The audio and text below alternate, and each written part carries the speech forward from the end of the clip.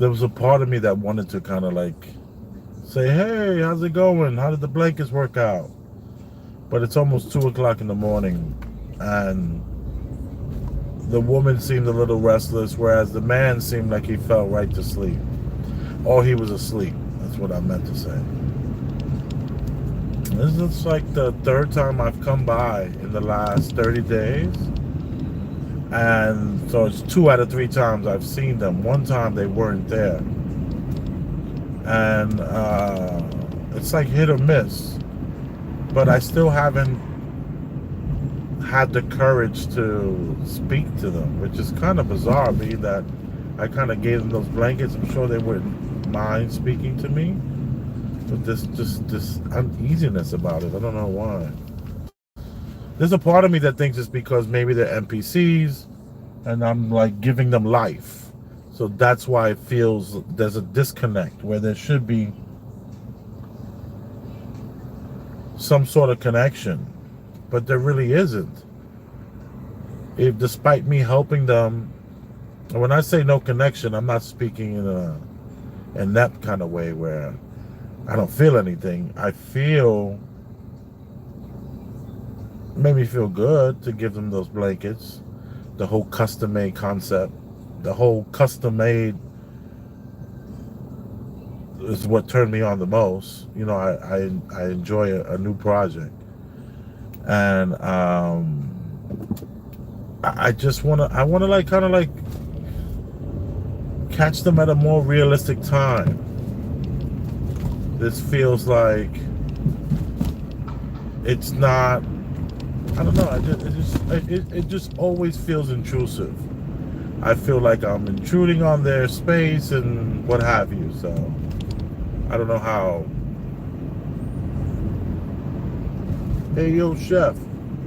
I couldn't see the name on that. I would have to stop, take off my glasses. You know how this happens with us being on the live and how I do. So it's nothing new if I don't, you know, answer. Okay, I'll give this a shot. Let me see. Boom. Oh, somebody was first. I like that. That's cool. Red face was popping. And the person that said they were first. Ah, Rob Lowe, what up, what up? Red face and Rob Lowe, day ones. And then we have somebody who's, I can't even read that. It's like really too small for me. Sorry. You are appreciated. You as well. I haven't been on live. You know, I've been concentrating on this new business that I'm about to launch in the next like 20 days. And I've been just, you know, like really just not trying to lose focus. So I haven't been thinking about much. But I tell you one thing, I am so ready for this next chapter in my life.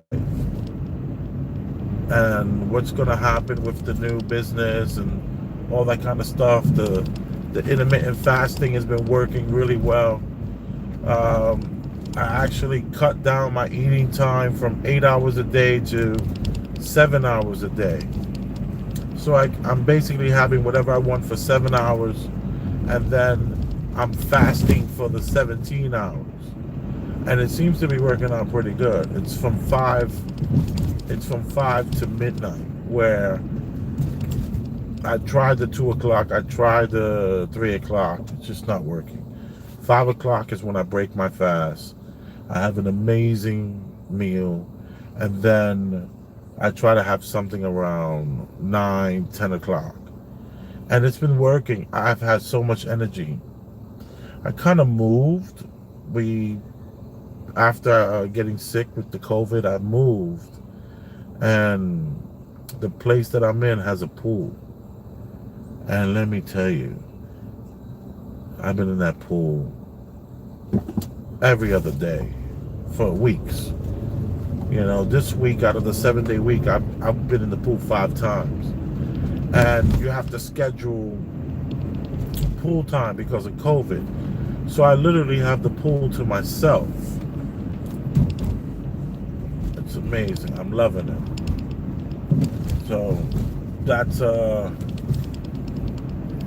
beautiful thing to be able to just go down to the pool, and it's a saltwater pool, so it doesn't smell like chlorine.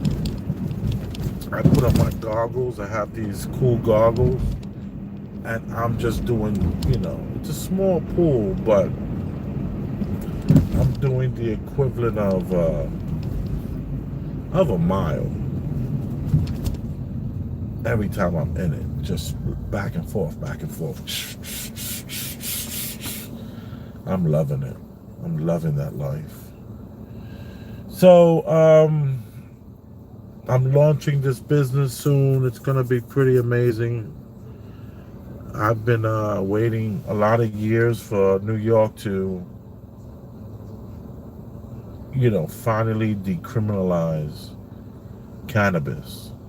And I'm really excited about the future of that, and entrepreneurs that are going to be moving forward unlike anything that I'm doing. Like, it's just, I'm going to set precedents. I'm going to actually set not only precedents, I'm going to set the bar. And the bar is going to be so high that I will distinguish myself along with an amazing database of data that is going to be so marketable and sellable, because I'm looking to create a business and sell it.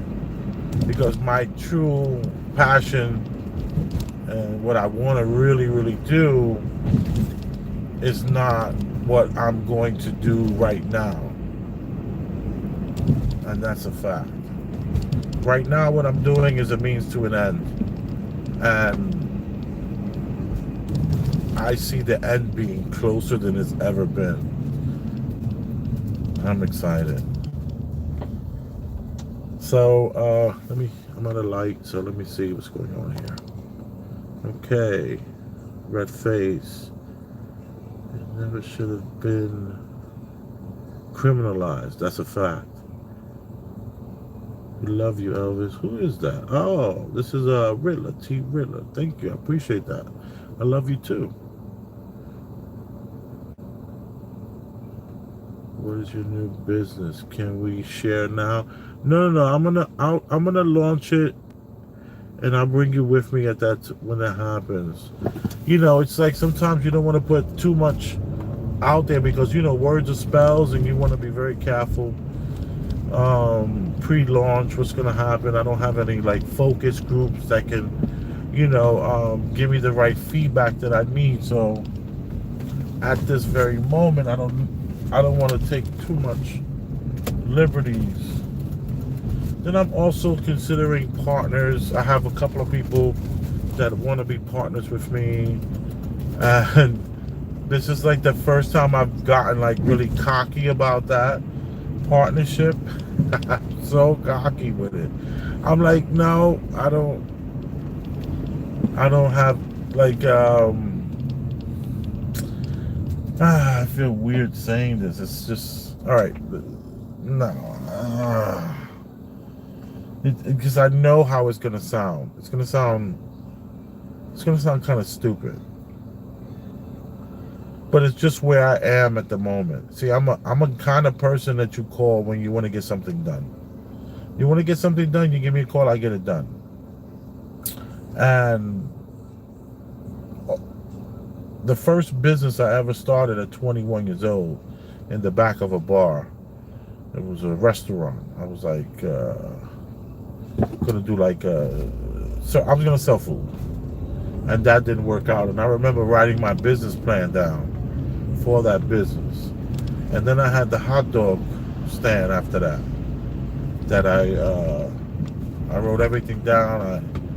I had this girlfriend at the time that was this master's degree haver. She had a master's degree in organizational leadership. And this woman took all my ideas, man, and put it down at the paper with graphs. It was pretty amazing. She also was the woman who wrote the Welfare to Work program here in New York. That was, her company created well, the company she worked for created the Welfare to Work program. I think it was for Clinton or Bush or something like that. And I wrote down everything, dotted everything. I knew exactly how much every hot dog was going to cost, and the bun, and described the taste of it, just all these details. And then I went to the bar business, which wasn't my bar. I just became like a managing partner. And then I went to the club business, and really wasn't my club. I was just another managing partner. And then I opened up a few restaurants for people, helped a few people out, and helped them move forward. And we would write all this stuff down, and all the crossing, all the, just knowing exactly what. Like my pizzeria, I knew how much every bag of flour was supposed to give me. I knew how much every block of cheese. I knew how much every case of chicken wings was supposed to get me. I mean, every single aspect of it. We'll write everything down. So, and this time, I haven't really written anything down. And I know it's bizarre, and everyone would tell you not to do that. Everyone would say, dude, you got to write things down. And I do understand that, yes. I did write down the logo, and I wrote down, the way I want the font. No, I didn't write that down. I just sat with a graphic artist, and the graphic artist, we went through it, and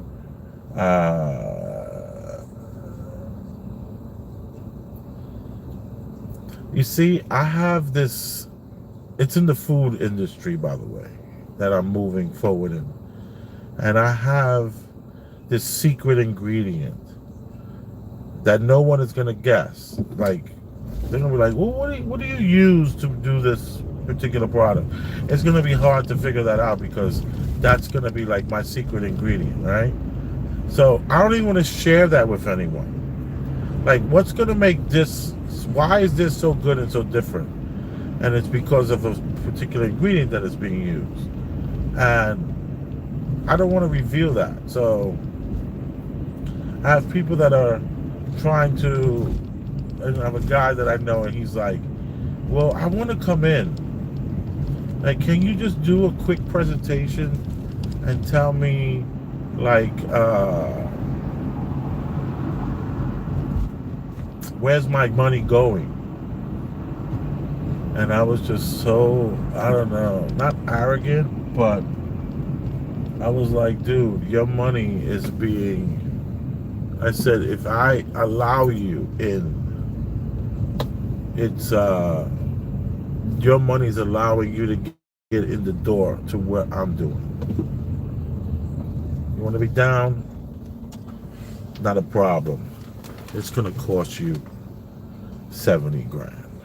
And I'm not going to explain to you what that's being used for. Or else you don't got to be down, because I have enough to get what I need done. So weird. I hate that I'm saying this, but it's the way I just feel. I just feel like for the first time, I don't need anyone's help. I don't need anyone's help. I don't need anyone's help to get this business not off the ground. But I do know that no man is an island, so I'm going to make sure that we're in Harlem. You should not be looking at me. You should be looking at Harlem. Boom.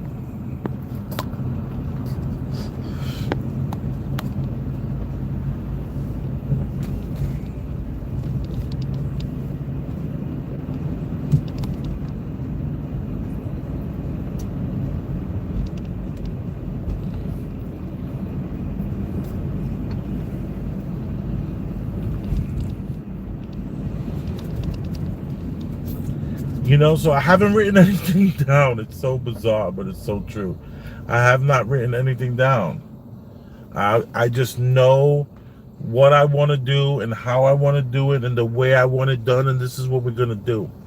And if you want to be down with me, don't expect me to give you a whole fucking PowerPoint presentation. I've been there. I've done that. I'm just going to get it done. Just going to get it done. And I'm about 25 days away from it getting done.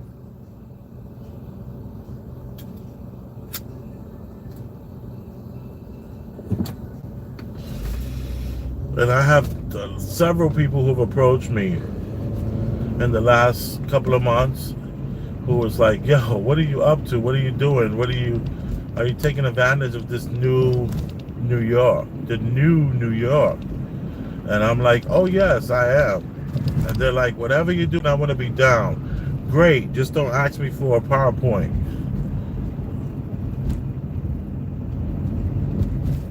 Great, just, you want to come in at a, 2-3%, I'm open. Anything more than that, it's like, nah, then I'll just, I'll hire you to, I don't know. So I'm working on the website now, getting, server space and phone lines, server space, GPSs, all these different things that I just know how to do that I don't have to write down. Which I understand, it's very foolish. I get it. Trust me. If I was anyone else, I would tell them, like, listen, words are spells, write it all down, it'll come true. If you can see it in your mind, you can hold it in your hands. That's what an intelligent, smart, experienced person would say to someone.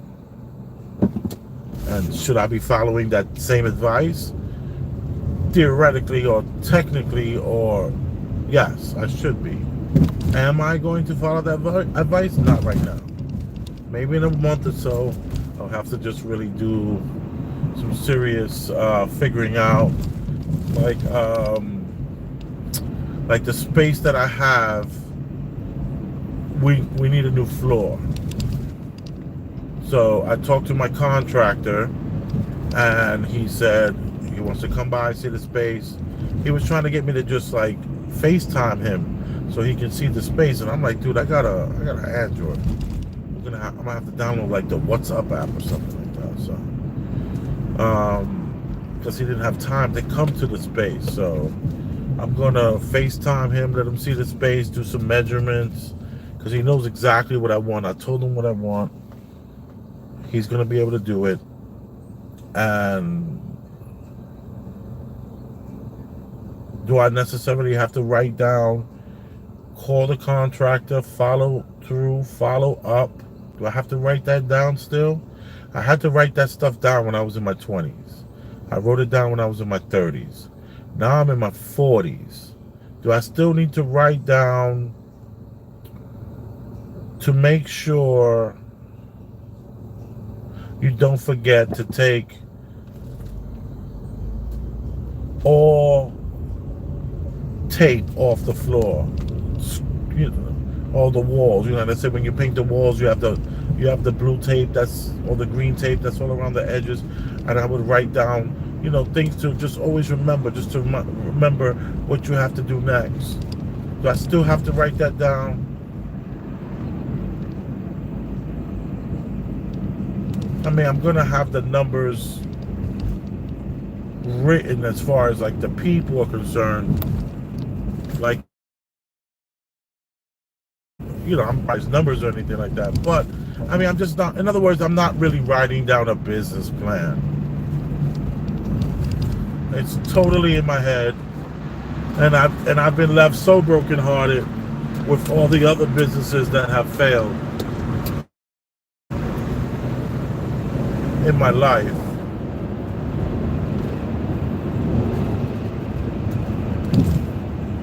But let me tell you, I can do this. The goods, I got a lot of years, I got decades of experience. Do I have to write down the size oven that I need? I already know in my head what oven I need. It's a standardized size. It's a convection oven. And I want that one right there. How much? It's like, do I have to write that down still? Do I have to write down 3-compartment sink? Do I have to write down grease trap. I don't have to write this stuff down anymore. I already know what it takes to get it done. I already have the number to the plumber, number to the electrician. I have the number to the. Do I have to write this stuff down? And someone would say, "Yeah, you still got to do it. You got to keep doing it." I'm not doing it anymore.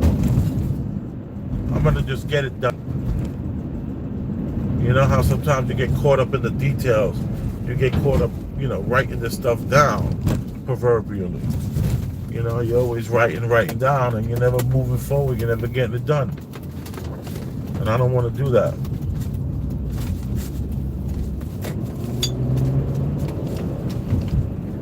I'm over writing it down. I wrote so much stuff down. I'm just like ranting, I can't wait there's a part of me that thinks I should have another channel that's separate from this, which is an intermittent fasting channel that talks about very little intermittent fasting. But I do have, I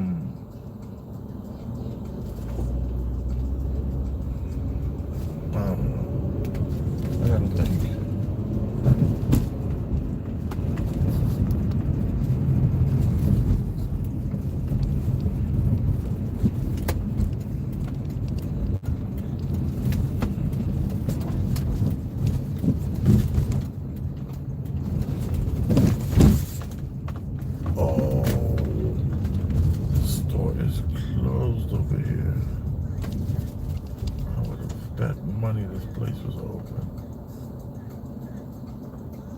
Look at that behind me. Jesus.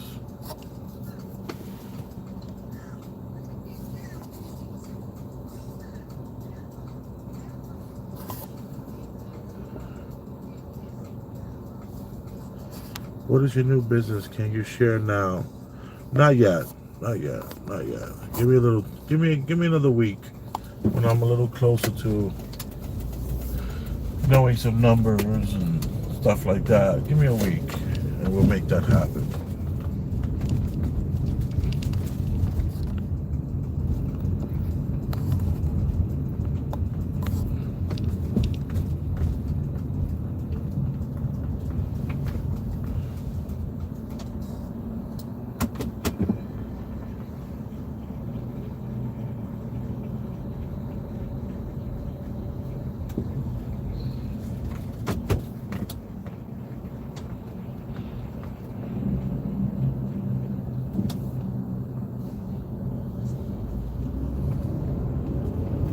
Checking on a car that I have on the block and checking on this other thing that I have on the block.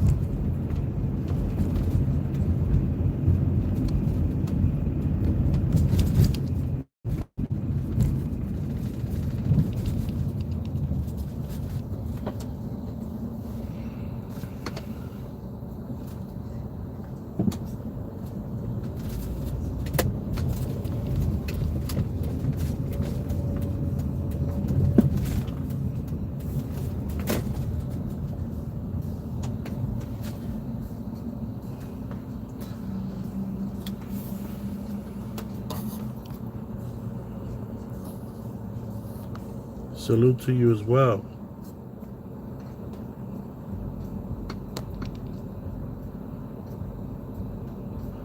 What's the business atmosphere currently like in New York? The problem that New York is having is there's no one wanting to work anymore. You have tons of businesses that are now allowed to be open, but people are making more money on hustling PPP money and unemployment and food vouchers or whatever that is, EBT, food stamps, whatever your state calls it. So you get to open up your restaurant, right? Now you got your restaurant open, but you can't find a person who's willing to work. No one is willing to work. Everybody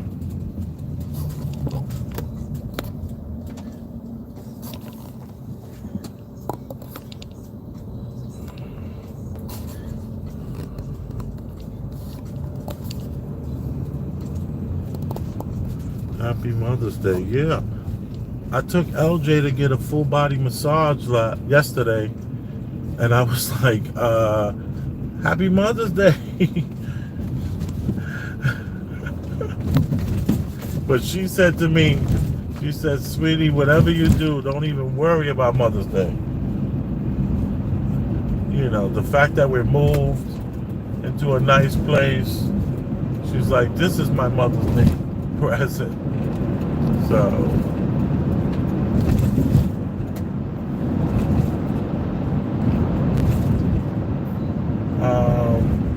I did get her a nice little wallet that I had inside my messenger. Oh, you bought yourself a new wallet? I was like, no, that's your wallet. Happy Mother's Day. What you doing in my wallet? What are you doing in my pouch? She said, you asked me to get your phone. I said, yeah, I tell you to get my phone, but hello. I didn't say go through my bag. And we laughed about it. So she has this nice, cool little wallet. And I told her that was her Mother's Day gift. And then the massage, which was not on Mother's Day, but, you know.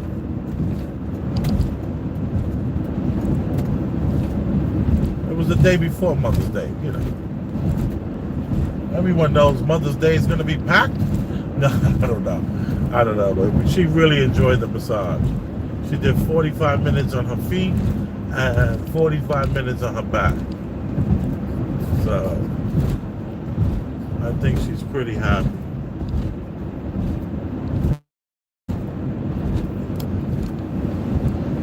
She's like telling me how every day is Mother's Day, how happy she is, and how she doesn't need a day to define her as a mom. I mean, just all this stuff she told me. I was just like, all right.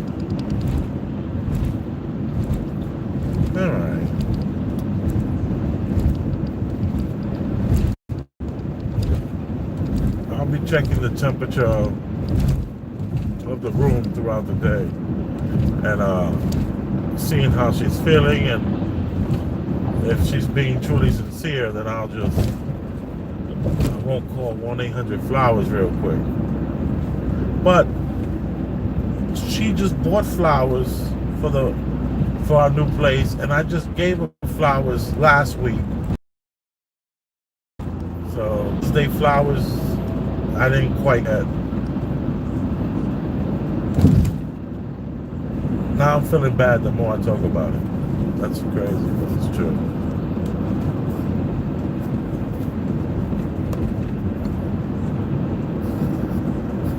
I'm feeling bad now. But, you know, we're talking about, like, you know, she's been a mom 10 years now. And, you know, she got the little cool wallet, little designer wallet. Get her a card, bro. Like, right now, find a Walgreens and get her a card still, no matter what. Please, chef. What's that say?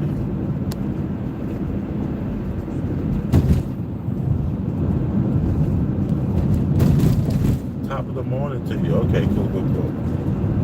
Top of the morning to you as well.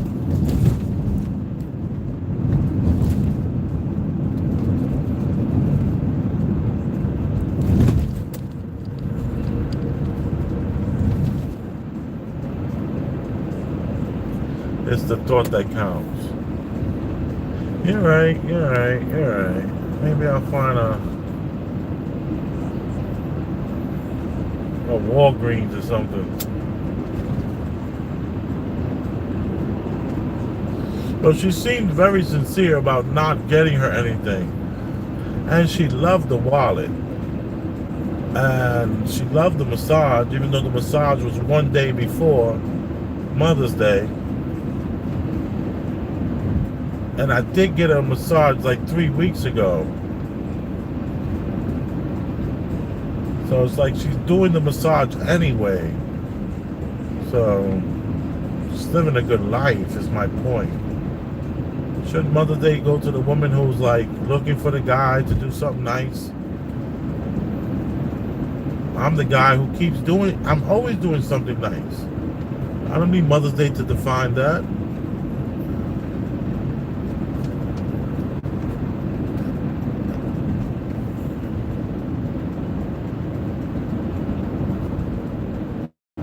we all know that Biden has no clue what you it to. I don't know. I can't read that. It's too far away. I'll get a card.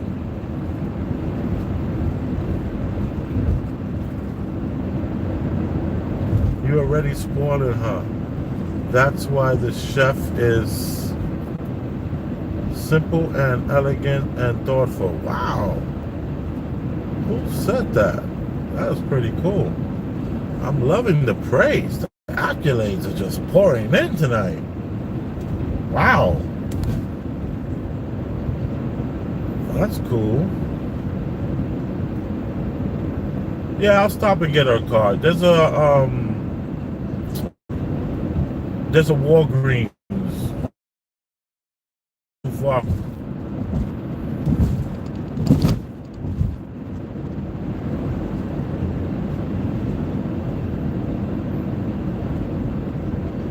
But you know what? You know, like, she's happy.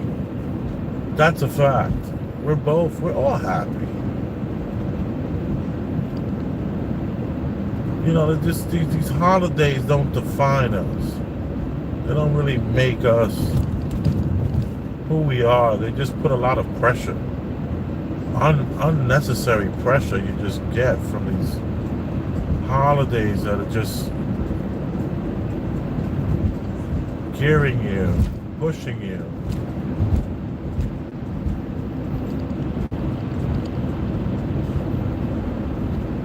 I think I'm supposed to be going 50, and I'm going like 40 something. Let me put my cruise control on. All right.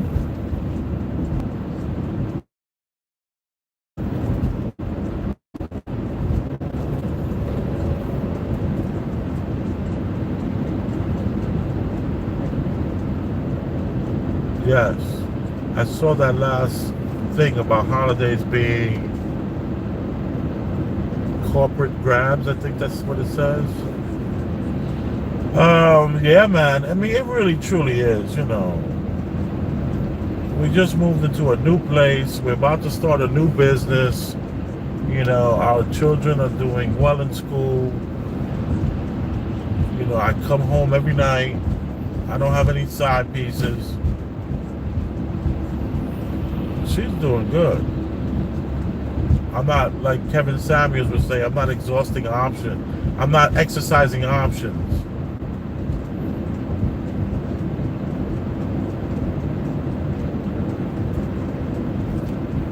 You gotta kick it about the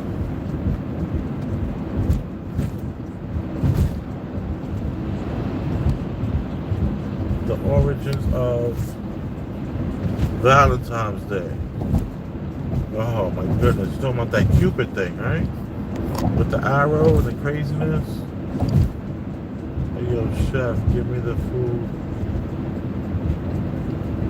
Give him that food for thought. Food for thought. What up, chef? Oh, that's the sexiest lady on YouTube right there. Nikki St. Clair.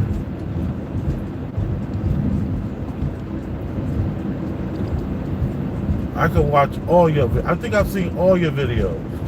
I get mesmerized by your, when you like the way you bat your eyes, and sometimes you're like kind of like you'll stretch a word out really long in a thought, and it's so sexy. I tell LJ and everything. I said, Nikki St. Clair is so sexy. Look at her. You know how she talks. Them batting them eyelashes, and then you do like black and white a lot. Oh, I love that. It's so true. And she's donated to my channel and everything. She knows the way to a man's heart. It's through his Cash App.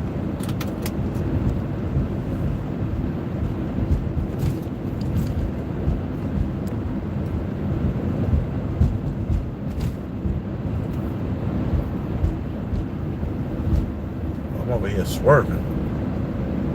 Don't want to swerve in this town. You will get pulled over. That's why I can't read the stuff you're thinking. But I am thinking about some food for thought. I am thinking about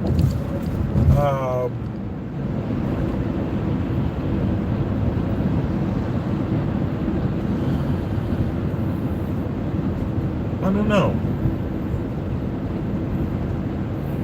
Ask a question and I'll answer it. And if it's about this possibly living in a machine that generates reality, then we can go there too. We can talk about how I am no longer depressed when I used to suffer from depression for most of my life. And I no longer suffer from depression in any way. And that's due to what should not be called the Mandela effect. It should be called the Ed McMahon effect. And I say that respectfully. Only because, the reason why I say that is only because Ed McMahon is such a, everyone knows, not saying that everyone doesn't know Nelson Mandela, but, you know, Ed McMahon never was on Publishers Clearinghouse in this reality. And if you ask a person about Ed McMahon and you say, yo, you know Ed McMahon, right? They're going to be like, yeah, that's like the guy who owns Jeopardy or something. Yeah, Ed McMahon. The Publishers Clearinghouse. They're going to be like, yeah, he gives out those checks and that money. Well, in our reality that we're living in right now, Ed McMahon has never been involved with Publishers Clearinghouse. Ever. He's never given a check out. There's no pictures of him doing that. It's never happened, but in my mind, I remember this. I remember Ed McMahon being in Publishers Clearinghouse. You know, I remember that very, very clearly, but it's never existed in this reality, which basically tells you, well, it tells you a lot of different things, but let me just tell you what I've gotten from the Ed McMahon effect, or better known or also known as the Mandela effect. And that's effect, EFF. Sometimes I say effect, and that's only because I'm, you know, this very uneducated guy. Book smart wasn't me. Pondering thoughts and meditating on an idea, that's me. But as far as, like, you know, my diction and my ability to spell words, I need people around me that can spell. We can't spell, we can't be friends. So now, you got the Ed McMahon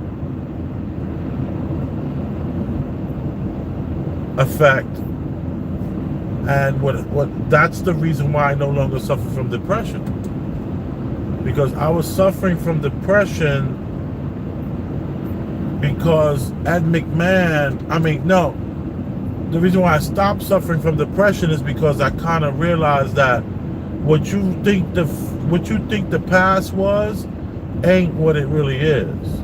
That you can actually change the past. The past changes. It's very fluid. Like our reality it's a lot more fluid and a lot less black and white. I'll tell you that much. So, and it all happened with the Holyfield and Tyson fight. You know, I watched the Holyfield-Tyson fight. I talked about this before. You know, the Holyfield-Tyson fight has changed from what I remember. And whenever I used to feel sad, I used to always put on the Holyfield and Tyson fight on YouTube. And I always remembered it was the 11-minute one. That was the best one, the 11-minute one. And Holyfield and Mike Tyson, I would watch that fight and I would remember the money that I made that day. I remember the shirt that I had on that day of the fight. I remember where I was, what I did. who I went home with that night. You know, I remember all those things because it was just such a great time in my life. And then to watch it and say, my goodness, what the hell's this? The fight is totally different. It totally changed. It's not like you remember. You know, it's not like I remember it, and it just blew my mind. And after that day, I have not been depressed. I don't get sad anymore. I don't get melancholy anymore. And it's due to the idea that maybe I was a little too hard on myself on something that I've done. I might have done something in my past, was a little too hard on myself, or maybe never forgave myself. Maybe I had some sort of regret.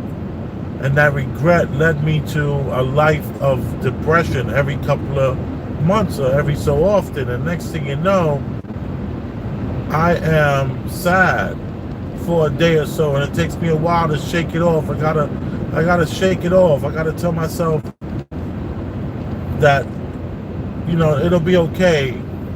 So experiencing that Ed McMahon effect slash Mandela effect, it opened my mind to, I'm harping on the past, allowing it to be some sort of crutch to allow me to fail.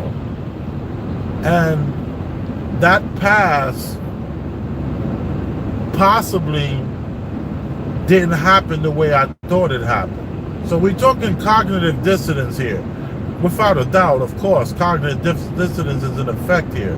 But the past has changed a lot.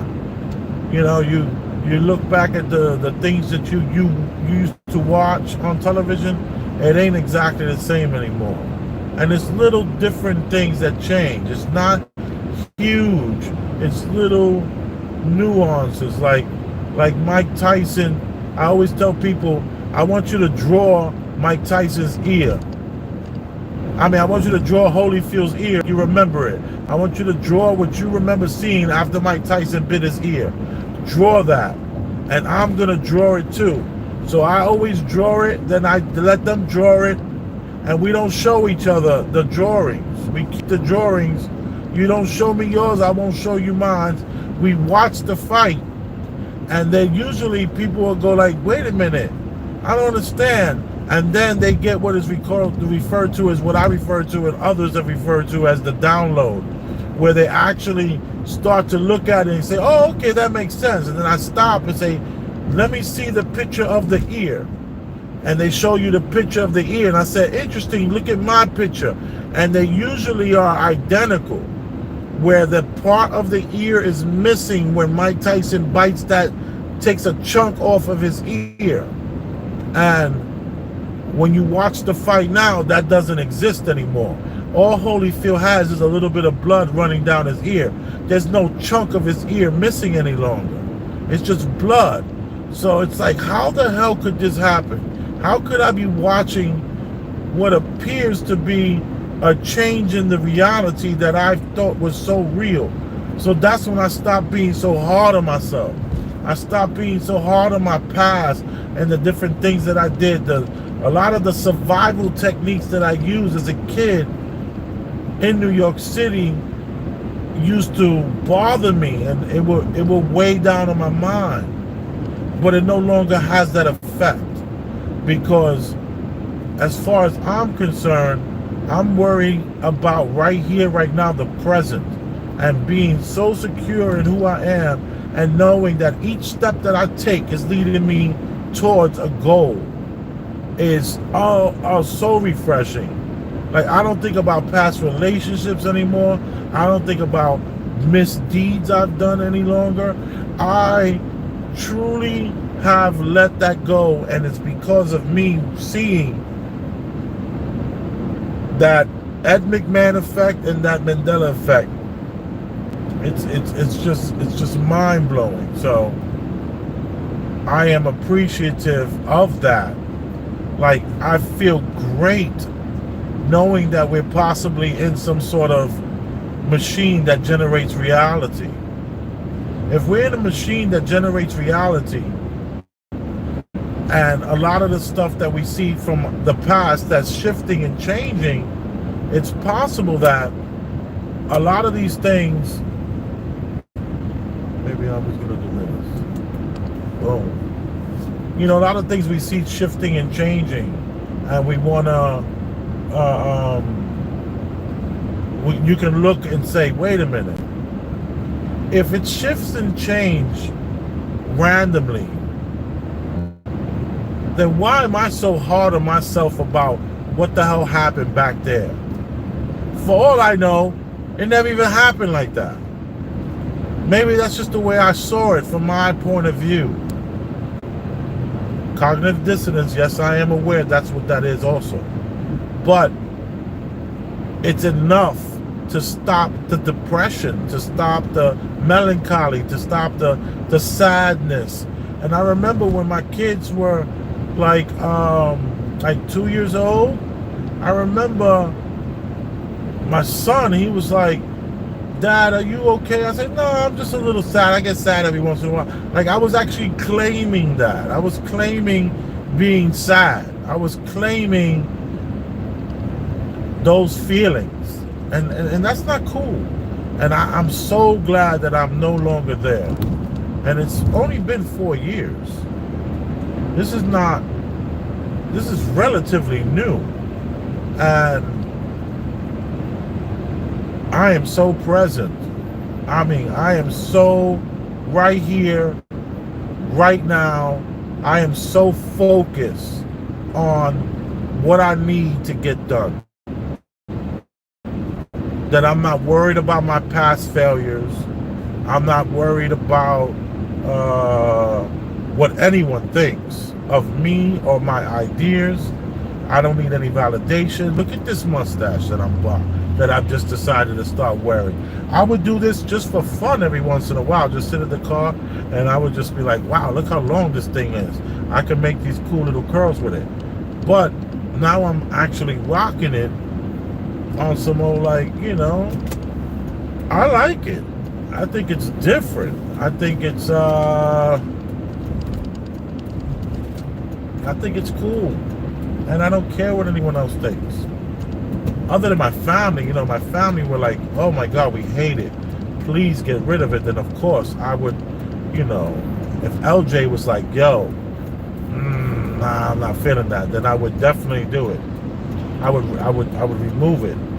And my children, they just think it's so cool. They're like, my son said, Dad, it's like, you're like a funny guy. That's like a funny guy's mustache. And my daughter, she's like, I like it. You don't look like any other dad. So, boom. You know, I enjoy that. I enjoy being different. I'm actually pulling over at this rest stop over here.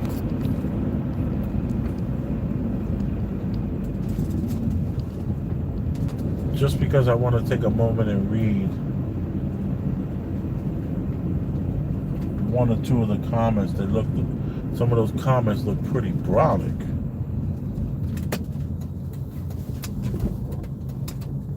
Service area parking.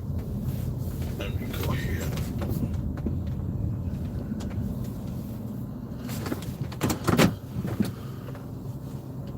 Alright. Whoa, that's a lot of comments. Nikki St. Clair, thank you.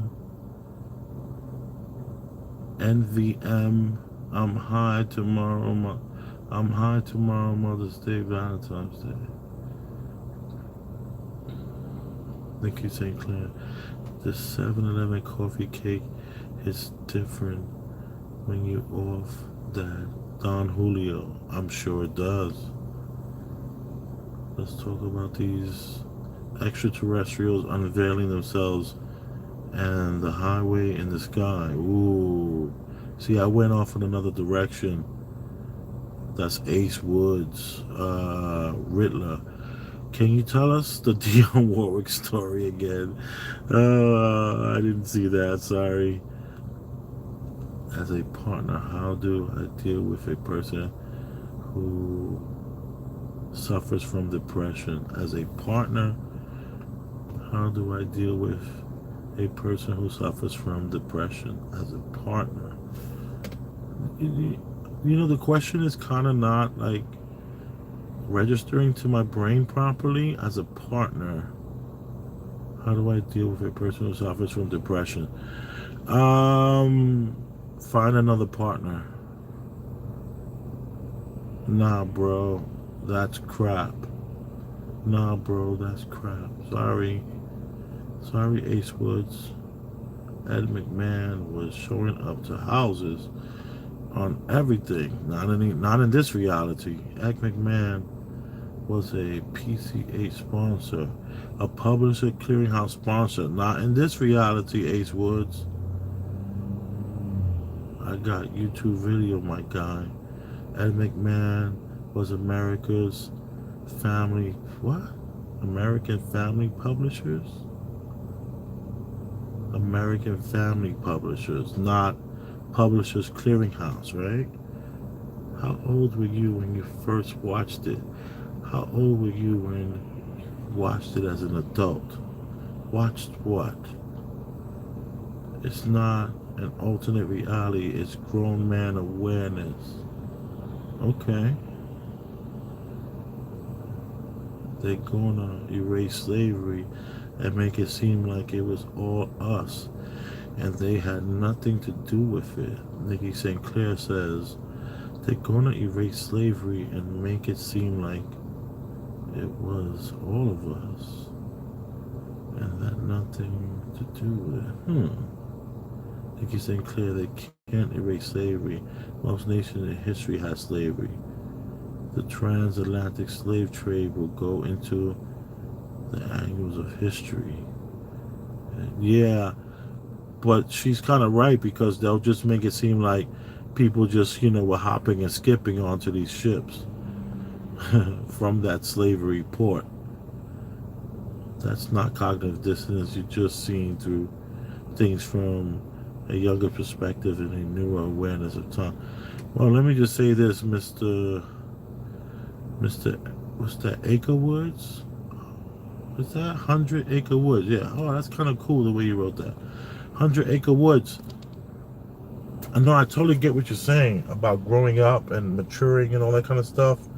But I have to tell you, man, there are a lot of adults that suffer from depression. And it's not necessarily that they're immature or they're just not ready to wake up from their ideals and their dreams of reality. Let me just say this, 100 Acre Woods, reality changes. And what you see today might not be what you'll see tomorrow. And you have to be paying attention in order to see it. The changes are very subtle. They're not in your face. Bam! Look at the change. No. We're talking about a subtle change that you can only find when you break down reality, like you really look deep into it. You have to be aware that we don't really know what's going on, and possibly behind the scenes, behind the curtain, there are these buttons and levers being pulled and pressed.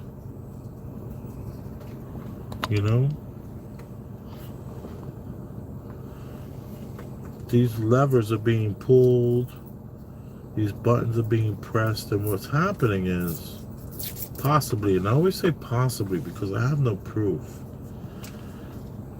possibly we're all being played. And that there are people out there that understand what's really truly going on. And we're just these participants in a never-ending scheme. The scheme is to do what? I don't know. It's definitely to keep us distracted. That's for sure.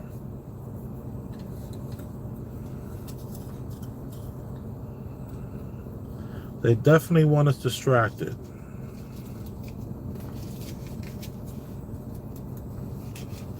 They want us not seeing what the other hand is doing.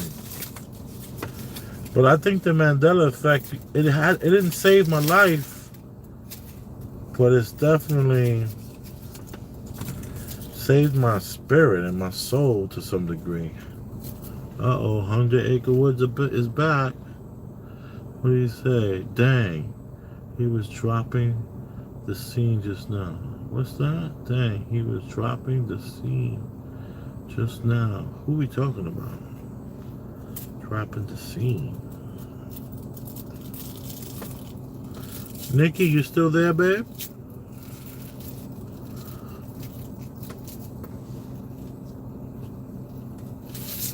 Who's there? Who's here?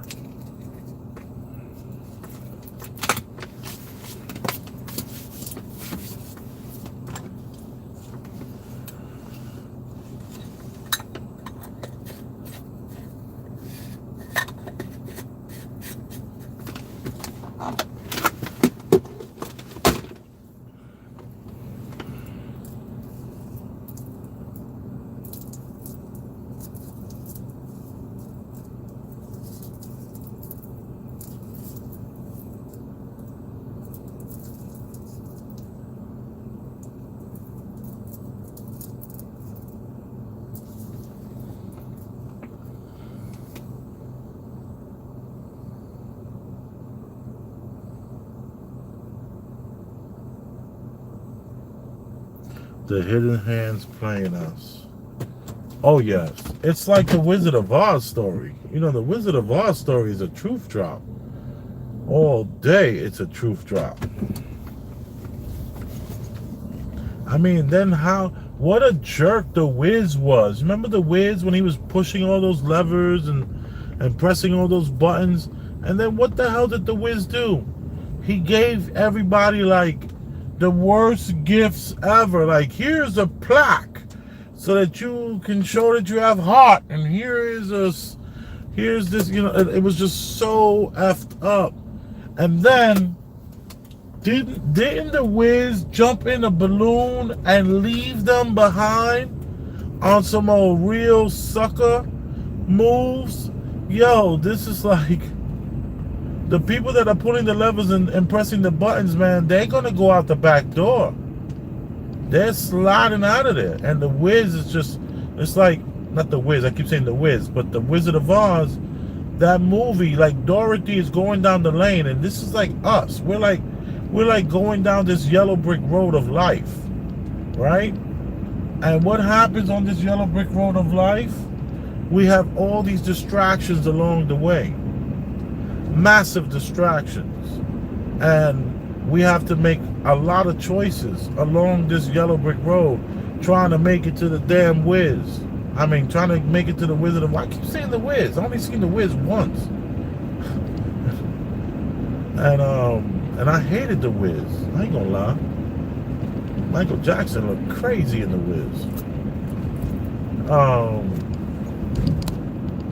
I say that respectfully, of course.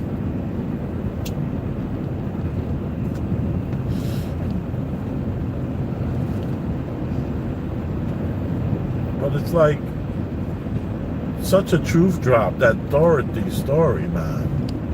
And then I like at the end when Dorothy was like, we'll never get home now because, you know, the Wiz like flew off on them. And some kind of like princess or something, she comes over to her and says, you had the power all along.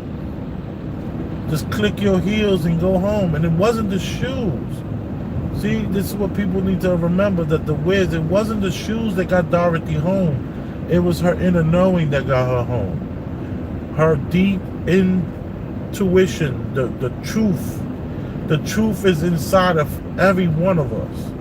If we just look deep enough into ourselves and not be distracted, we're on this yellow brick road, and everywhere we turn, there's somebody who needs our help. There's a lion who needs courage, and a scarecrow that needs a heart, and there's an aunt that needs, you know, little Johnny's bail money, and there's a guy who's losing his job, and somebody's coming home from jail, or somebody's going to jail, and somebody needs this and somebody needs that, and you have to do this and you have to do that, and da da da, and and pa pa pa.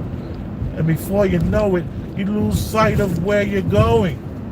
Before you know it, you might not even you might have never made it past all the great things that was ahead if you would have just kept focused on your present and stopped looking towards, I don't even know, man. Looking to be so available. You know? So Dorothy, Toto, the shoes, the witches, the wizards. Oh, you know that movie has changed a lot too. You know the Wizard of Oz, the damn scarecrow got a freaking gun. Scarecrow running around with a gun now. So you watch the Wizard of Oz, that thing Scarecrow got a gun. I never seen no gun in no Wizard of Oz. I know Scarecrow with a gun. Come on, that's that Mandela effect. You know, things change. You look back at so many movies, like the part in the Matrix when Morpheus says they will kill for their reality. That people will kill for their reality. That no longer exists in the movie. Never happened, never was said. Never happened. So, don't be so harped on the past. Move forward. Act like it never happened. Act like that was in another reality, and this reality doesn't even exist like that. That's what I've been doing to my success. To having a better relationship with my woman, to having a better relationship with my family, to having a better relationship with myself.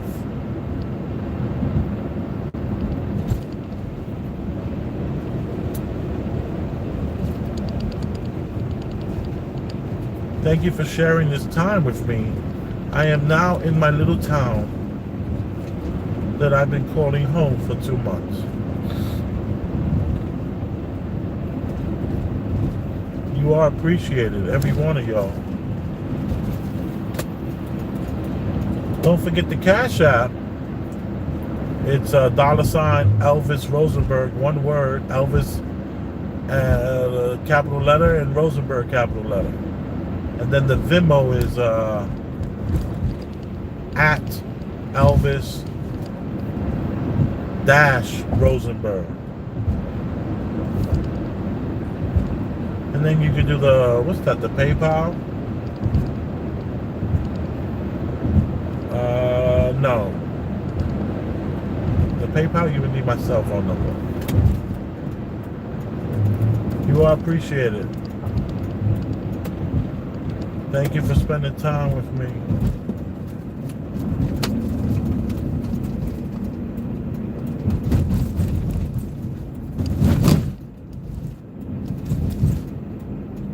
I'm gonna go hit that Walgreens real quick.